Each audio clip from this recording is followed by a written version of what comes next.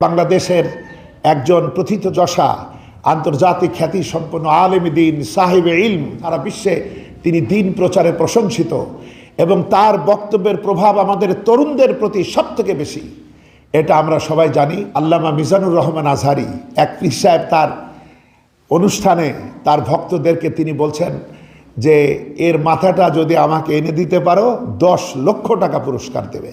বলেন নাউজুবিল্লাহ। এগুলা কি? এগুলা কত বড় খুনি, কত বড় ভণ্ড এই পীরগুলি। আসলে আমাদের দুর্ভাগ্য হলো আমরা সাইনবোর্ড দেখেই বিশ্বাস করে ফেলি। কারো যদি মাপ মতো বাইরের কিছু দেখি আমরা চোখ বুঝে তাকে মনে করি আবু বকর উমর, যে কারণে মুসলিম উম্মাকে ধোঁকা দেওয়া এদের জন্য সহজ হয়েছে। বন্ধুগণ দেখুন, আমরা কোনো পীর সাহেবদের এইটা দেখি না যে তিনি জাকাতের অর্থ বিলাচ্ছেন। এই শীতে কোনো পীরকে পাই না যে গরিব দুস্থ মানুষের কাছে গিয়ে শীত বস্ত্র বিতরণ করছেন। আর টাকা জমছে কত যে খুন করার জন্য। বন্ধুগণ, আইন হাতে নেওয়া কখনোই কোনো নাগরিকদের জন্য উচিত না। কারো যদি মনে হয় কেউ অপরাধ করছে তাহলে আপনি আদালত আছে, আইন আছে, সরকারের দ্বারস্থ হবেন। এরকম কথা বলে দিচ্ছে। তো বন্ধুগণ, এটা তো বলবেই। কুরআনে কারীমে যদি আমাদের জানা থাকতো আমরা বুঝতাম এদের আসল রূপ। আমরা যদি সূরা তওবা পড়ি তাহলে সূরা তওবার 31 নম্বর আয়াত, ইত্তাখাযু আহবারাহুম ওয়া রুহবানাহুম আরবাবাম মিন দুনিল্লাহ। এই জনগণ এরা এদেরকে, এই পীর পুরোহিতদেরকে, এই পণ্ডিত লোকদেরকে নিজেদের রব হিসাবে গ্রহণ করেছে। এক সাহাবী বলছে, হুজুর আমরা তো এদের পূজা করি না, আমরা তো এদেরকে রব বলি না। নবীজি ব্যাখ্যা করছেন, না তোমরা বলো না, কিন্তু রবের স্থান এদেরকে কেমনে দেয়া হয়, ওরা যদি কোনো নির্দেশ দেয় তাহলে তোমরা চোখ বুঝে সেটা মানো। একটু বিবেচনা করো না তাদের এই কথার পিছনে আল্লাহ এবং তার রসুলের কথা আছে কিনা। যখন কেউ চোখ বুঝে এদের অনুসরণ করে, এদের দেওয়া হালালকে হালাল মনে করে, এদের দেওয়া তরিকাকে তরিকা মনে করে, এদের দেওয়া হারামকে হারাম মনে করে, তখনই তাদেরকে রুবুবিয়াতের আসনে বসানো হয়। যে সূরা তওবার 31, 32, 33, 34, 35 এই কটা আয়াত একটু যদি ঠান্ডা মাথায় বুঝে নেন আপনি দেখবেন এরপরে ওরা কি চায়। কারণ দিকে দিকে পুনঃ জ্বলিয়া উঠেছে দ্বীন ইসলামী লাল মশাল।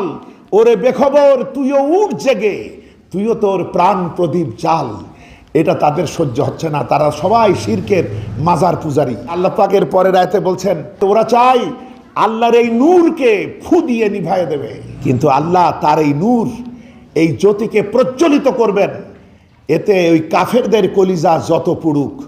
এরপরে 33 নম্বর আয়াতে বলছেন, আমি আমার রাসূলদেরকে দুনিয়ায় পাঠাইছি সমস্ত মতাদর্শের উপরে আমার সত্যের বিধানকে তারা বিজয় করবেন, এর জন্য নবীদের পাঠাইছি।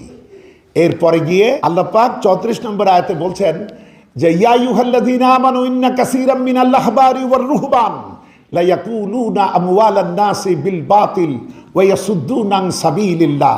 আল্লাহ পাক কথাগুলা ইহুদি এবং খ্রিস্টানদের পুরোহিতদের ব্যাপারে বলেছেন, কিন্তু দুঃখজনক সত্য আজকে আমাদের হুজুরদের ব্যাপারে এই আয়াত কাজে লেগে যাচ্ছে এদের আমলের কারণে। আল্লাহ পাক বলছেন, ইমানদারগণ এরা জনগণের কাছ থেকে টাকা পয়সা বাতিল পন্থায় কামাই করে। বাতিল পন্থায় কামাই করে যদি চুপ করে থাকতো তাও একটা কথা হতো। ওয়া ইয়াসুদ্দুনা আন সাবিলিল্লাহ, এই টাকা কামাই করে মানবতাকে আল্লাহর পথ থেকে ফিরায়। এরপর আল্লাহ বলছেন, শোনো, যারা এভাবে স্বর্ণ রৌপ্য জমা করে আর আল্লাহর পথে দেয় না, এই যে ওর মাথাটা আনতে পারলে 10 লক্ষ টাকা দেবো, এটা কি আল্লাহর পথ? এরা এইটা বাতিলের পথে দিচ্ছে। তাই আল্লাহ পাক বলছেন, শোনো, যারা এইভাবে স্বর্ণ রৌপ্য জমা করে আর এগুলো আল্লাহর পথে খরচ করে না, আমি কিয়ামতে জাহান্নামের আগুনে এইগুলা জ্বালাবো ওদের জন্য। নবী তুমি মর্মন্তুদ আযাবের সুসংবাদ দাও।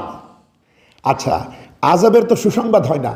বন্ধুগণ, আপনি ধরেন কোথাও গিয়েছেন, আপনার একটা দুষ্টু ছেলে আছে, তো এখন মাকে সে ভয় করে না, ঘরের ভিতরে এত দুষ্টামি করে, বাপকে ভয় পায়। তো মা তখন যদি বলে যে তুই থামবি, যদি শান্ত না হোস তোর আব্বু আসুক, আমি এমনভাবে নালিশ করব, তোকে এমন পিটান দেবে যে মজা টের পাবি। তো পিটান দিলে কিন্তু মজা হয় না, কিন্তু উল্টা পরিভাষা ঢুকাচ্ছে কেন? কারণ বাচ্চা এটা বুঝতে পারছে শাস্তির তীব্রতা কত ভয়ঙ্কর হবে, যে জন্য মজা শব্দ ব্যবহার করা হয়েছে।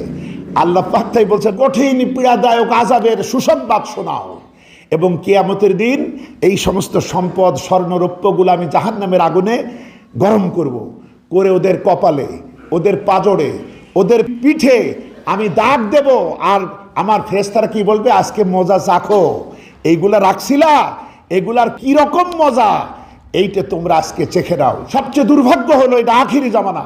আর আজকে বহু সংখ্যক আলেম বেশধারী লোক, হুজুর বেশধারী লোক, তাদের দিল থেকে আল্লাহর প্রতি তাকওয়া উঠে গিয়েছে, আখেরাতের ভয় উঠে গেছে। এরা দুনিয়ার জন্য দুনিয়া কামাই করে।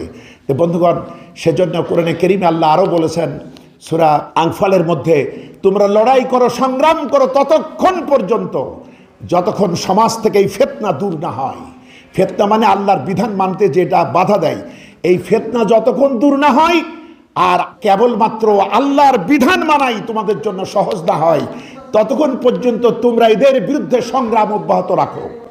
বন্ধুগণ, সুতরাং আমাদের বুঝে নিতে হবে যে আমাদের অনেক দায়িত্ব আছে, আমাদের অজ্ঞতা দূর করতে হবে, সচেতনতা আনতে হবে, আমাদের ঐক্যবদ্ধ ভূমিকা রাখতে হবে, এবং উম্মার সব থেকে বড় ফিতনা কারা এদেরকে চিনে সেই অনুযায়ী ব্যবস্থা নিতে হবে। আল্লাহ পাক তৌফিক দান করুন।